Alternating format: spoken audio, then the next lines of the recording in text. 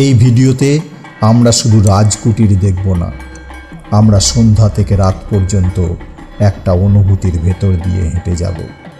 চলো সন্ধ্যার রাজকুটিরে ঢুকে পড়ি, যেখানে রাত মানেই আর একটা গল্পের শুরু।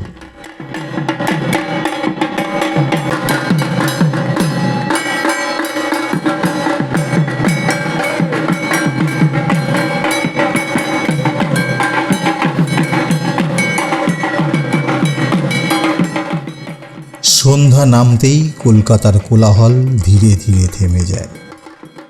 রাজকুটিরের ভেতরে তখন আলো জ্বলে ওঠে, হলুদ আলো, লণ্ঠনের ছায়া আর পুরনো বাংলার গন্ধ।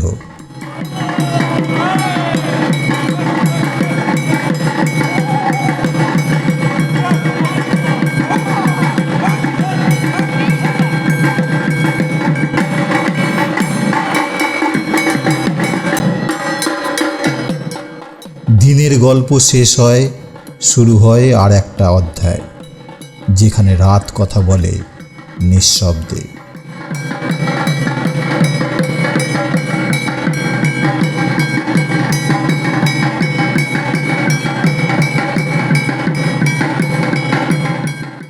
রাজকুটিরের উঠোনে সন্ধ্যার অনুষ্ঠান শুরু হয়।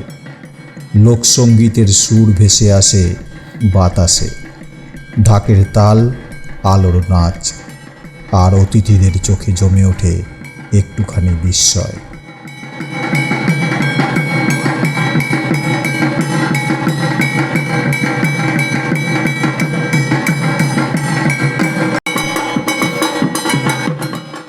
এই বাড়ি শুধু থাকার জায়গা নয়, এটা সময়ের সঙ্গে হাঁটা, যেখানে প্রতিটা দেওয়াল জানে গল্প আর প্রতিটা ছায়া লুকিয়ে রাখে ইতিহাস।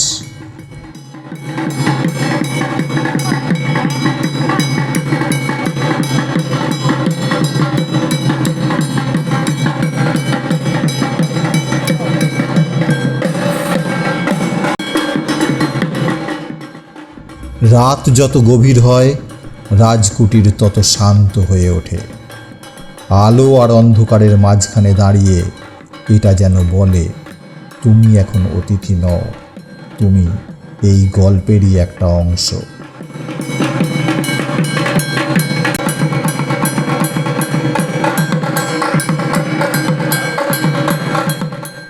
এই বাড়িটার বয়স ঠিক সংখ্যায় মাপা যায় না, কিন্তু এর দেওয়ালে জমে আছে 100 বছরেরও বেশি সময়।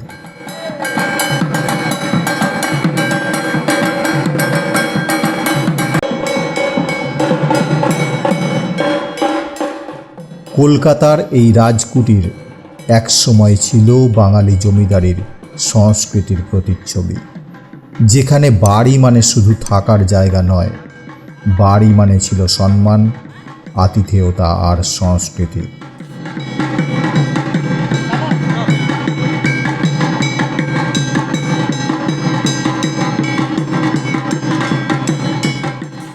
এই বাড়ির বারান্দায় বসে একদিন চা খেয়েছেন লেখক, শিল্পী আর শহরের বিশিষ্ট মানুষেরা। আড্ডা চলত সন্ধ্যা থেকে গভীর রাত পর্যন্ত, রাজনীতি, সাহিত্য, গান আর জীবনের গল্প নিয়ে।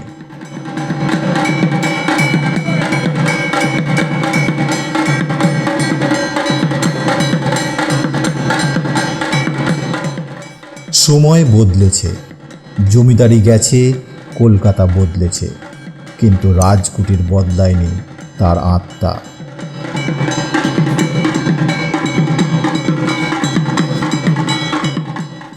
আজ এই বাড়ি নতুন রূপে দাঁড়িয়ে, একটা হেরিটেজ হোটেল হয়ে, কিন্তু ইট কাঠ জানালা আর উঠোন আজও আগলে রেখেছে সেই পুরনো দিনের স্মৃতি।